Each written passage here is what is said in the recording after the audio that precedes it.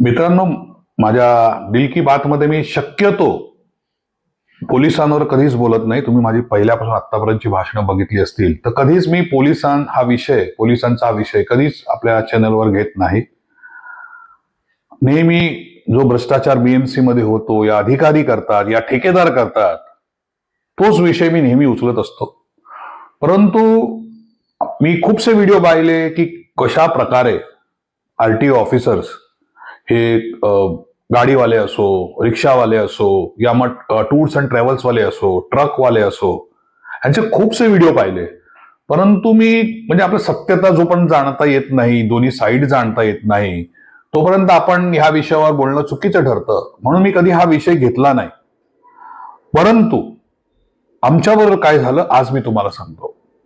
आम्ही अक्कलकोटलाही गेलेलो, शिर्डीलाही गेलेलो, पण या शिर्डीच्या जो रोड आहे समृद्धीवर तिकडे एवढा प्रॉब्लेम नाही आला. परंतु आपण जेव्हा अक्कलकोटला जातो, या पुणे एक्सप्रेस जसा पार करतो, त्यानंतर हा भरपूर लोकांना अनुभव आलाय. भरपूर व्हिडिओ त्याच साईडचे आहेत, तुम्ही पाहाल सोशल मीडियावर, की काहीही चूक न करता जसं आपण पुणे एक्सप्रेस हायवे तो तुझा टोल तुमचा पार केला की लगेच पुढे हवालदार असतात, साईडला उभे करतात. काहीही कारण नसताना उगाचच्या उगाच लोकांकडून चिरीमिरी घेत असतात. आज जेव्हा आम्ही 13-14 टूर्स ट्रॅव्हल्स मधनं गेलो, जसा एक्सप्रेस पार झाला लगेच गाडीला साईडला या. काहीही कारण नाही. गाडी ही 2025 ची होती, नवीन गाडी, तरीही साईडला थांबवलं घेतलं. काहीही विचारलं नाही, फक्त हात पुढे. आणि त्या ड्रायव्हरने फक्त ओनर होता गाडीचा, 50 रुपये दिले. 50 रुपये दिले, जा.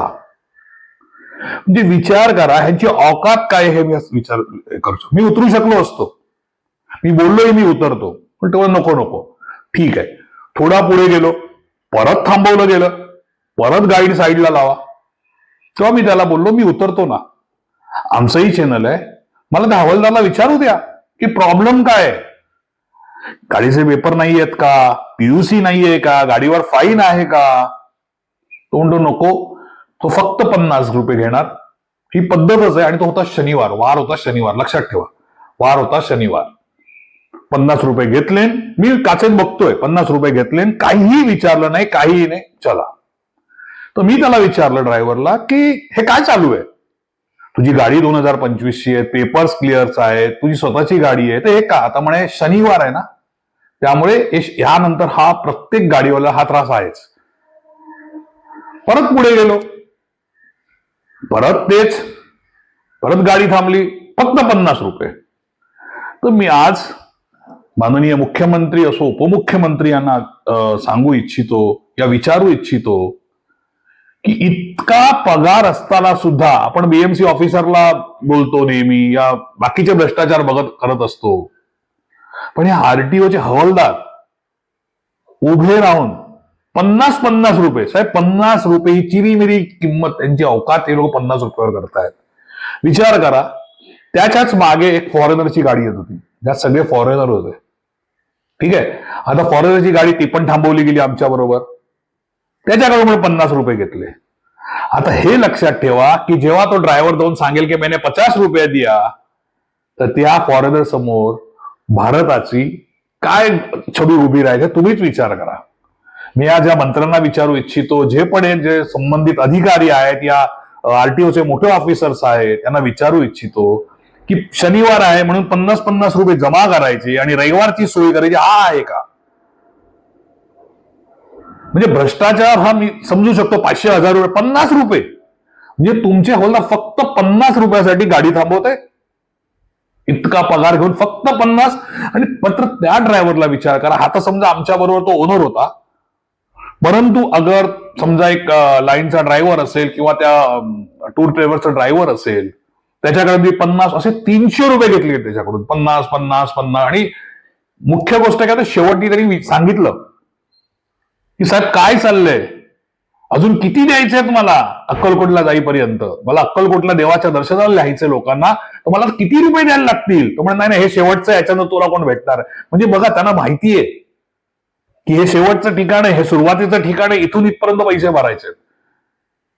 तर मी त्या ड्रायव्हरला बोललो की मी उतरून हा विषय घेतो, पण त्यांनी सांगितलं साहेब तुम्ही आज विषय घ्याल, शूट घ्याल, फोटो घ्याल, मला तर या रोडला जायचंय. मग अशा उगाचच्या खोट्या खोट्या चुका काढून मला सत्वत राहिला विषयवर, म्हणून मी त्याची शूटिंग नाही घेतली.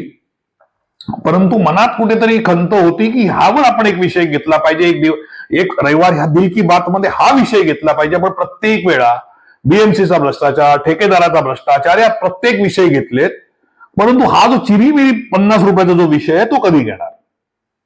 मला माहितीये भरपूरसे ड्रायव्हर हा जो व्हिडिओ बघत असतील त्यांना हा अनुभव नक्कीच. पुणा एक्सप्रेस जसा क्रॉस केलाय ना, मोठ्या मोठ्या गाड्याही थांबवल्या जातात, ट्रक आहेत, बाकी सर्व उगाचच्या उगाच. तुम्ही व्हिडिओ पाहत असाल, उगाचच्या उगाच, काहीही कारण नसताना, काही नाही इधर खडा किया, उगाच. आणि घेतात किती? शेवटी अवकात किती? 50 रुपयाची. सर्वात दुःखाची गोष्ट ही आहे की जी अवकात आहे फक्त 50 रुपये. आणि एक तर बोलला नाही उद्याचा बंदोबस्त करतोय आम्ही, म्हणजे उद्या म्हणजे रविवारचा. किती शर्मनाक गोष्ट आहे ही. बघा कसं आहे, आपल्याकडे प्रूफ नाही, आपण काय बोलू शकत नाही. परंतु ह्याच्यावर एक उपाय म्हणून मी आज, अगर जर माझा हा व्हिडिओ संबंधित अधिकारी किंवा कुठले मंत्री खात्याचे पाहत असतील, या कुठले एमएलए तर काही करू शकणार नाही, परंतु जर पाहत असतील, त्याला एकच विनंती आहे, कुठली तरी आपल्या कार्यकर्त्यांची गाडी घ्या, टुरिस्ट, त्यांना 14-15 जणांना कुठल्या तरी दर्शनाला न्या पुण्याच्या रोडनी, आणि तुम्ही आत बसा आणि त्यांना जाणीव देऊ नका की संबंधित अधिकारी किंवा मंत्री त्या गाडीत बसलाय. सेम होणार तुमच्याकडे, म्हणते तर थांबव जाणार 50 रुपये, मग त्यावेळेला तुम्ही ऍक्शन घ्या. पण तुम्हाला त्यावर नाही घ्यायची हो, आपलं पोलीस खात्यांवर तुम्हाला नाही घ्यायचं आहे ऍक्शन, कारण तुम्हाला बीएमसीचे अधिकारी पकडायचे आहेत, अँटी करप्शन पकडा. पण पोलिसांचे हे 50-50 रुपये आरटीओ वाले, त्यांना बघा किती आरटीओ वाले त्यांना 50-50 रुपयासाठी पकडलं गेलंय. आज इतके व्हिडिओ येत आहेत, किती. परवा एक व्हिडिओ आला, त्यात ट्रकवाल्याला मारलं. हे सर्व अधिकार दिले आहेत का आरटीओ वाला? मला एक सांगा. प्रायव्हेट माणसं उभी करतात, ते फाईन घेतात, स्वतःच्या मोबाईलनी फोटो काढतात. हे परिपत्रक जे काढता तुम्ही आरटीओ, जे परिपत्रक, ते फक्त लोकांना असतं का? तुमच्या स्टाफला या तुमचे जे अधिकारी आहेत, अथवा मग तुमचं आरटीओ इन्स्पेक्टर आहे, आरटीओ पोलीस आहेत, यांना नसतं का? सिंपल साधा प्रश्न आहे. जर अगर तुम्ही कुठले रूल्स काढतात तर ते सर्वांसाठी असले पाहिजेत, नाही फक्त त्या गरीब ट्रक ड्रायव्हरला, या गरीब त्या ड्रायव्हरला ज्याला त्या ड्रायव्हिंगचं जोही मिळत असेल. म्हणजे आमचं तर हे होतं, पण दुसऱ्या गाडी जे असतील त्यांचे जे ड्रायव्हर, त्यांना त्या फेरीचे एवढे जे पैसे देत असतील, त्याच्यातनं तो कटकट करून देणार. काय चालू आहे? ऍक्च्युली आज मला त्या नालेसफाईवर बोलायचं होतं की जे सो कॉल्ड एवढे वर्ष, 25 वर्ष काय केलं. मी नेहमी बोलतो 25 वर्ष काय केलं, हे हा सर्व विषय. पण आज हे जेव्हा होतं ना असं, मला वाटतं यार, ह्या ड्रायव्हरवर का, तुम्हाला एवढा पगार सरकार देते आणि हे पण आमच्या टॅक्स मधून देते, तुम्ही जनतेचे सेवक आहात, पण सेवक नाही बनत आहात तुम्ही, तुम्ही मालक बनत आहात ना. तुमच्याकडे उत्तर, उद्धट बोलणं.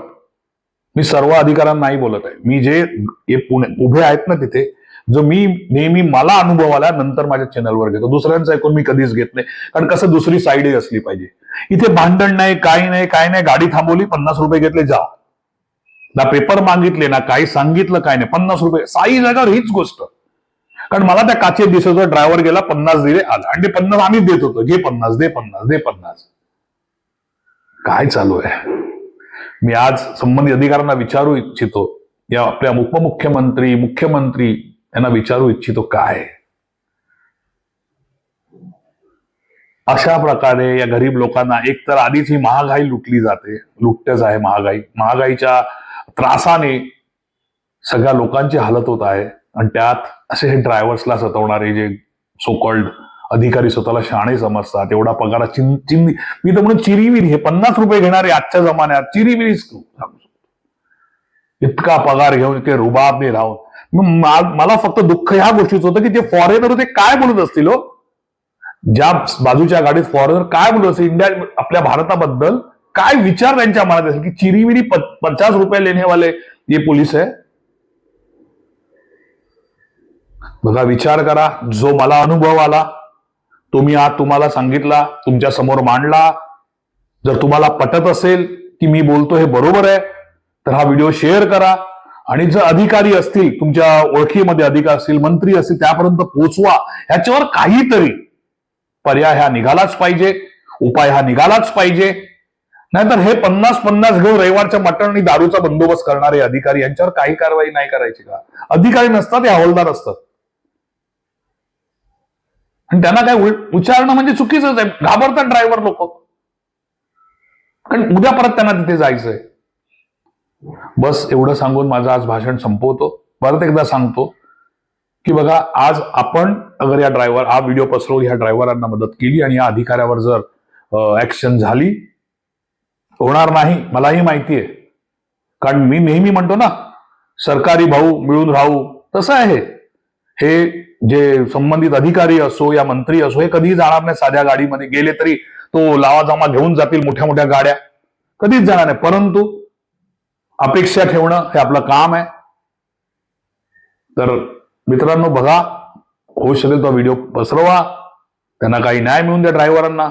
एवढं सांगून आजचं भाषण संपवतो, आजचं दिल की बात संपवतो. जय हिंद, जय महाराष्ट्र.